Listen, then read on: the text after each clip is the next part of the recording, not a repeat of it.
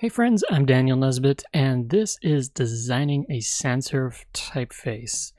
We're back, and if you missed last week's episode, you missed some good stuff because, as you'll see on my screen here, we've got our upper and lowercase all set to go in the lighter weight, and I have to say it's looking pretty good.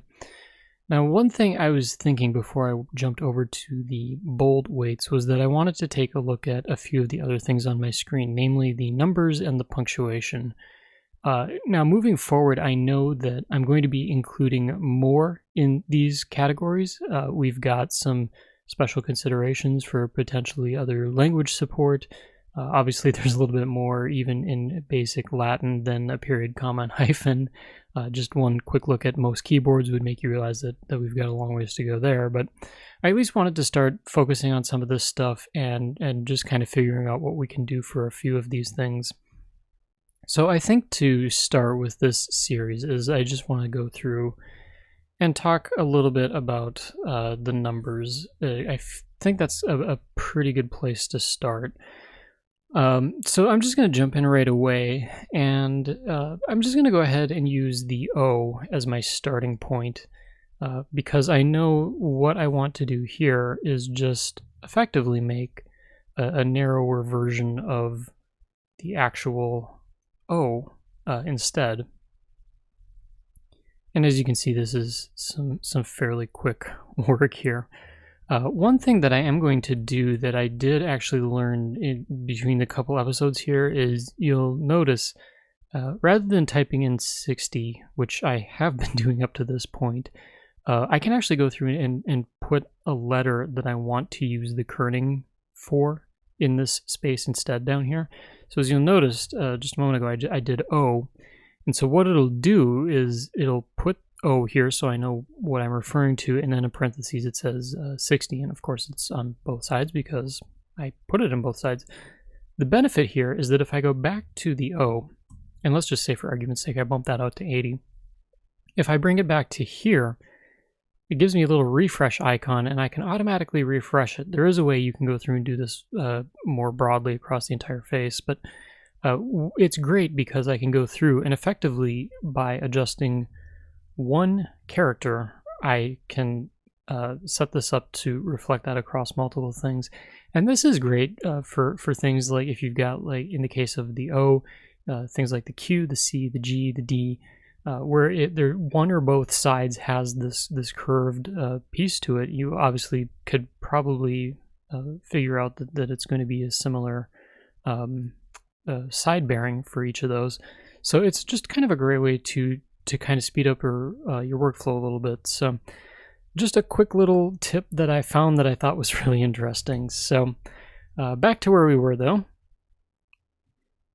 And the next thing that I'm going to take a look at here is the 1. And for the 1, there is something that I'm a little bit, should I say, cognizant of when I pick out a typeface, and there's something called the 1IL test. And basically what that is in some faces, you've probably seen this where the 1 is a stroke like this, the capital I is a stroke like that, and then the L, actually the lowercase l, in most cases is a similar stroke to that.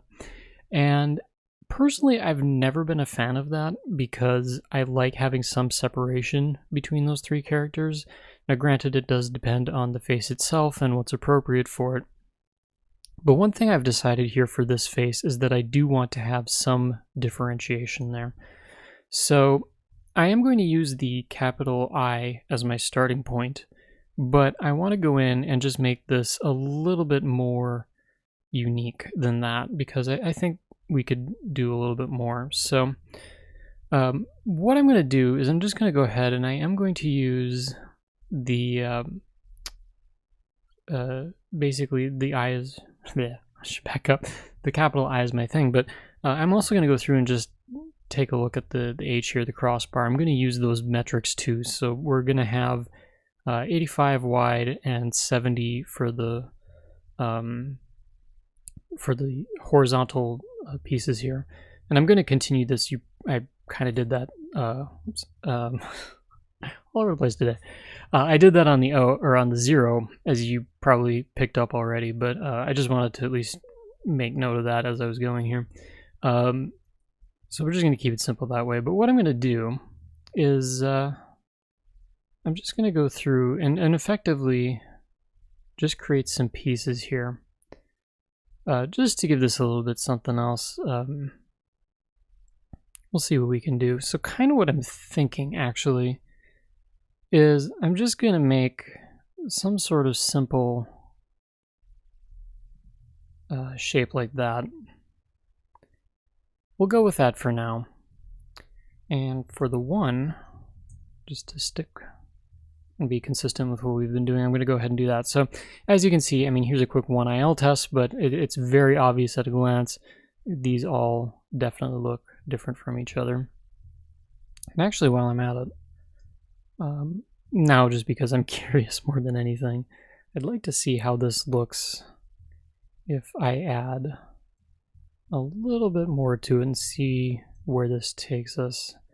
This may also affect the side bearing in a moment too. Here we'll take a step back and see. I think I kind of like that a little bit better. So one thing I am going to do for this is I'm going to switch it from the H here, just because now we've got a little bit of extra white space to either side of this. And so I think for now I'm just going to give it the O as my test here. It's possible that I may bump this in a little bit more, but I think for the time being we're in a good place there. So I'm not necessarily going to go through and update all of these in order. I do have a little bit of a process here that I want to work through, so rather than going on to number 3, we're going to just skip by that one for a moment. I'm going to go through and just kind of tackle some of these obvious characters here. So the 7, again, pretty easy, and for this I just need to figure what might be a good option for the downward stroke there. Maybe the V might be alright.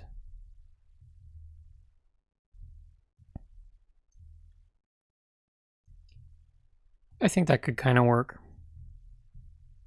And just to get some additional pieces in here.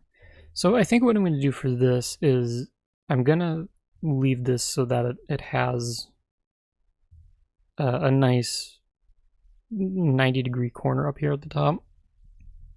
And in order to achieve that, I'm just going to go through and just kind of move some points around up there. So the trick here too is that I also need to make this look not so lopsided.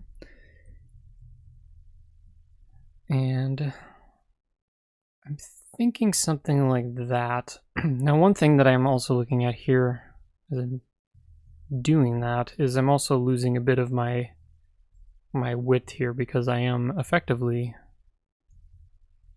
mucking with that. So it's just going to be a matter of making this look somewhat even. So I did 80.7 there, I'm at 89 here. Of course, the other thing that I have to keep in mind too is I probably got some sort of taper going on as well, because I wasn't really doing the best at keeping things in line as much as I could have here. So yep, just as I suspected. So I'm just going to bump this out. That should get us a little bit more in line. And then I'm just going to take a quick look here. So we're at 92, and I need to get it down. I just need to get this down to about 80. So we're just going to do one of these, move it in a little bit, 72. Move it out a little bit more, 82. And that's not too bad. Just debating. But I think I'm going to go ahead and do that. Yeah, there we go.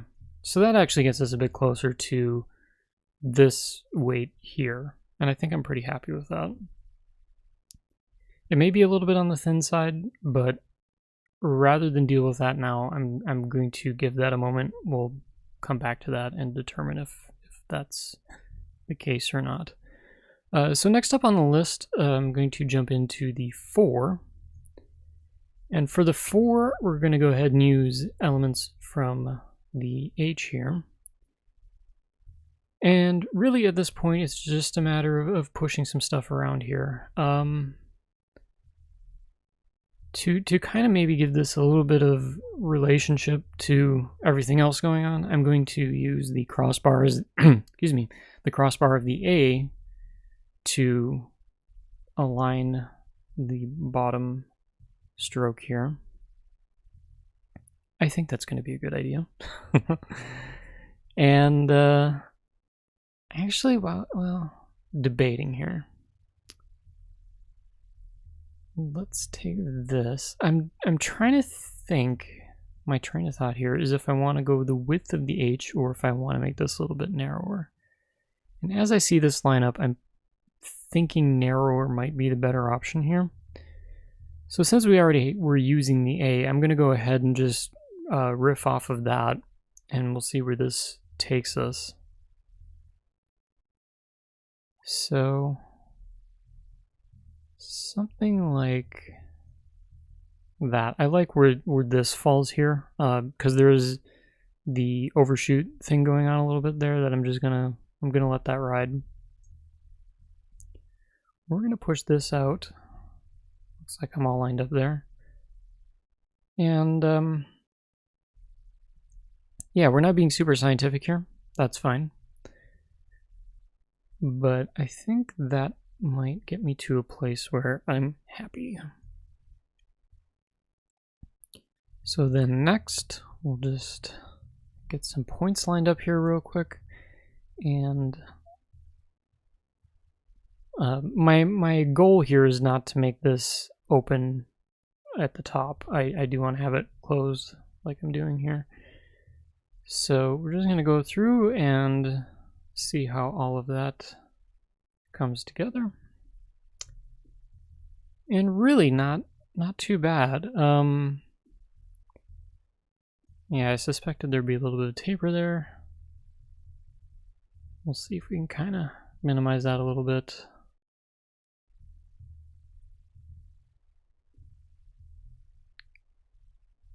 Yeah, it looks like we're pretty even now. And then for the 4, what I'm going to do here is we'll go with the A on one side. Actually, I'll back that up.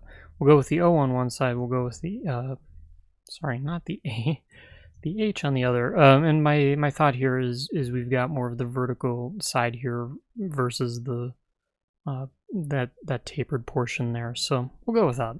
I think that looks good.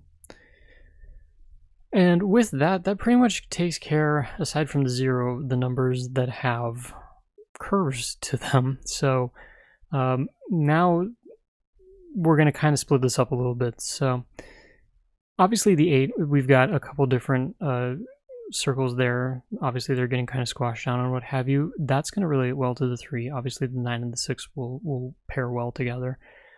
In a way, the 5 and the 2 kind of sync up a little bit, but I'm probably going to tackle those a little bit separately. So I think what I'm going to do is we're actually going to go off the deep end here a little bit, and I'm just going to go ahead and use the O. And I'm also bringing in the H here because I think what I want to aim for is to kind of have that crossover section be in this area here. At least that makes sense in my mind. So we'll go through and we'll do that, and then just gonna pull in the O, and then for this portion here, I think what my plan is going to be is to use this width for the bottom half of the letter, and then for the top half we'll skinny it up a little bit so that we get a little bit of variation there. So what I'm going to do is we're just going to squish this down. We're going to be squishing it down quite a bit. And let's see. This is going to look really, really goofy for a moment. And I'm not worried about the Bezier handles yet. We'll get to those in a moment. But at least what I want to do is just kind of block things out a little bit and see how this is going to work. So I may even have to do some adjusting too, because I think, yeah, we're at 17 there. And down here, we're at 15. I think I need a little bit more of a separation here. I'd like to see a little bit more of a separation here. So what I'm going to do is we're going to take the bottom, make sure I'm grabbing the right piece here. I'm just going to bring this up a couple clicks.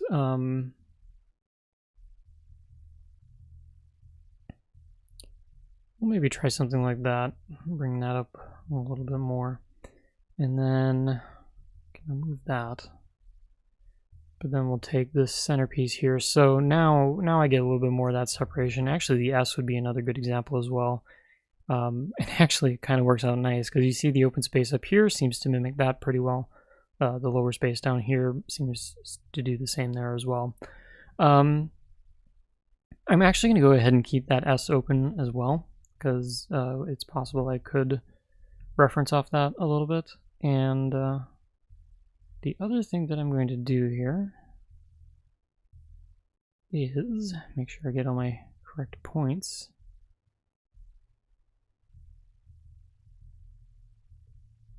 But we're going to go through and we're going to attempt to do all of this in unison. This could be a good idea, this could be a bad idea. Let's find out. Alright, here we go. So effectively what I'm looking for is just a nice, pleasing, gentle curve.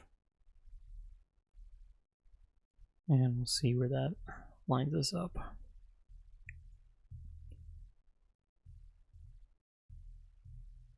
And again, this might take a little bit of work and a little bit of effort. Actually, kind of thinking I might even pull this in a little bit more too, and mimic a little bit more the width of the S now that I'm seeing how this shapes up. So I moved it a good chunk in on either side, and I'm thinking this might actually help us out quite a bit more. So I think for now I'm just going to focus on the top portion here. We're just going to kind of see where this lands.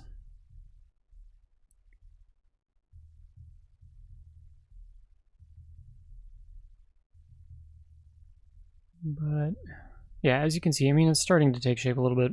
Now, what's kind of obvious to me, probably obvious to you as well, is that we did get a little bit of that lopsided shape going on. I'd mentioned that I was going to fix that by moving in the top portion a little bit, so I'm just going to go ahead and do that. Make sure that I have the right points here.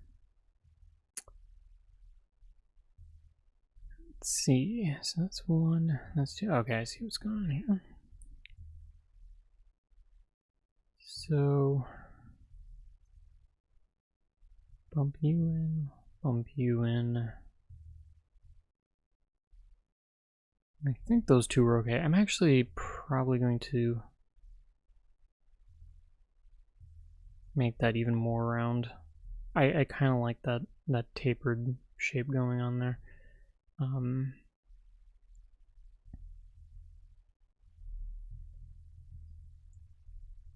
So yeah, it's still looking a little goofy in my opinion. You know, one thing that I really like about the S here is you've got kind of this nice gradual shape to it. I don't know if I really want to have the spine going through and setting up the 8 that way. I mean, that it's not really my thing or my style for this, I don't think. Actually, what I realized is I probably didn't have all these set up the way I wanted. Make sure they're all lined up.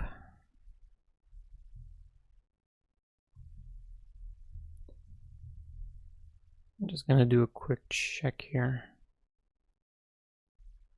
because it certainly does feel like I'm off in some direction. And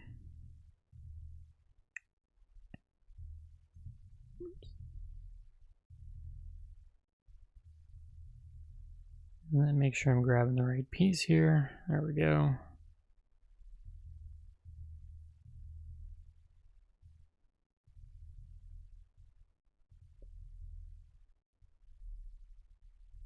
Yeah, this might take a little bit of messing around even off camera as well, but I mean, for now, I'm just gonna kind of go through and we're gonna do the best we can. And actually, this might even end up getting a little bit narrower than I expected it to, which is totally fine.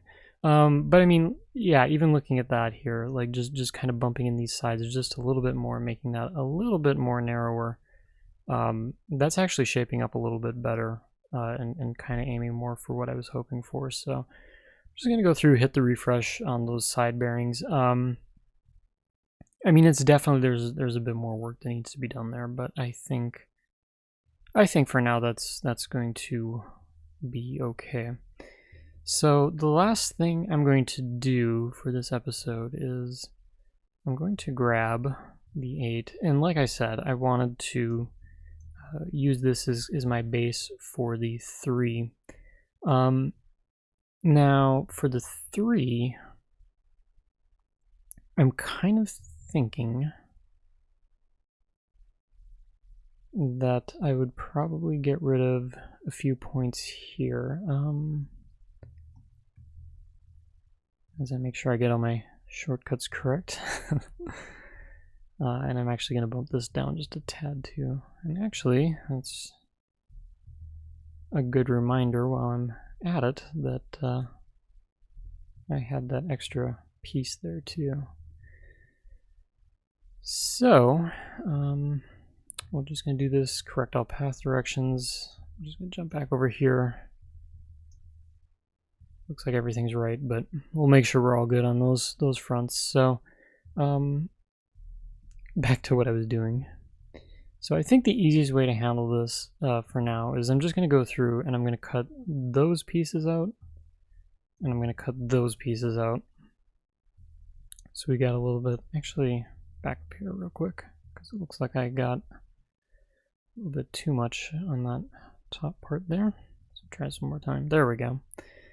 And then if we grab this, and these two, there, now all the pieces are back where I wanted them.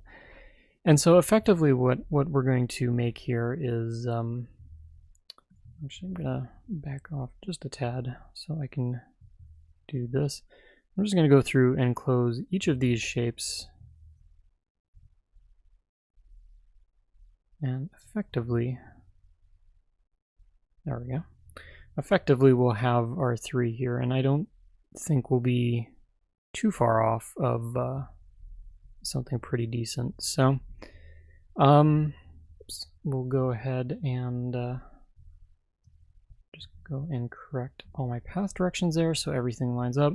So with the 3 now, obviously this middle part here, that's got to have a little bit of work to it. I'm thinking for the time being, I'm probably just going to extend it out this way just to give myself the flexibility. And the thing is that it doesn't really need to go out that much, but you can see, like, just bumping it out even a little bit that I did there, it actually looks a lot better than when I started versus this. The shortcuts are not my friend today. You know, there it looks a little bit like it's stopping short. You know, naturally I think your hand would carry that out just a little bit more. So going ahead and just adding that little bit in, it adds that final little touch that you need before it goes back around. And quite honestly, it actually works out, I think, pretty well. If I back up just a little bit here, I mean, obviously it looks like a 3, but it doesn't look out of place in the grand scheme of things here. So just to recap what we did here, 1, 3, 4, 7, and 8. And this is where I was getting back to earlier when I was talking about the different weight things that we wanted to go through and take a look at. So right off the bat, I can see that the 4 needs a little bit of help. So I'm just going to go ahead and bump that out a little bit. I don't think it needs too much. And actually the 7 does as well. And I'm doing these ever so slightly. I think I did about 5 points on each one there, so I'm not doing anything too outrageous or crazy, but it's just these little micro adjustments that I'm making that I think are going to help things out a little bit. The other thing that I'm going to do is on this 1, I'm actually going to bring this in a little bit more. It feels like there's a lot of weight going on here, and at least to my eye, it looked a little bit unbalanced there. So, oddly, I'm bringing that piece in a little bit, but I think that works a little bit better. If anything, that might even be on the chunky side for a 1. Kind of wondering if just thinning the top flag out probably helps a little bit. I think it does. So yeah, I mean, at a glance, I don't think we're doing too terrible on this. Also, just going to go through here. I'm going to throw the O kerning on the 7. I think everybody else here has, sorry, the side bearings. I think everyone else here has the settings put together. So yeah, looks like it does. So yeah, not terrible. It's honestly, if I had to pick a favorite thing or a favorite portion of a typeface, it's actually doing the numbers. It's yeah, on some level, yeah, they look the same. On some level, they look a little bit different, and it's one of those things. It's fun because it's obviously these characters take a little bit of a different style than like the letters do, but it's fun just seeing how you can work on these to make it feel like it is a part of that whole family. And we'll see where this kind of goes from here. Case in point, I might be going through, and actually I'm even probably going to do it just as I'm wrapping up here, but just small things like narrowing up things like the 3 and whatnot, I think might help a little bit, just to kind of keep things a little bit more in order there. So we'll see where this kind of goes here, but I think this is a really good stopping point for today. So when we pick up next time, I'll probably go through, get the 2, 5, 6, and 9 all taken care of, and then we can talk a little bit more about punctuation. If you're getting excited about the heavier weight, the heavier side of this, don't worry, that is coming. Just trying to figure out how I want to tackle that. I've been going back and forth a little bit if I want to just do more of a time lapse, since a lot of this is just going to be, again, pushing points around. I don't know that it's going to be as exciting as building a letter initially, or if you would like to see a little bit more in depth as far as the decisions I'm making on width and that kind of thing. I'm certainly open to suggestions, so feel free to leave those in the comments below. And while you're busy doing that, make sure to hit that like button and the subscribe button. We've been getting a few amazing comments throughout this series, which has been really exciting, as well as some tips from those out there who are watching. And it's fun just being able to see a little bit of that. And like I've always said, just helping everyone learn a little bit more about this as we go. So with that said, thanks for watching, and we'll catch you in the next episode.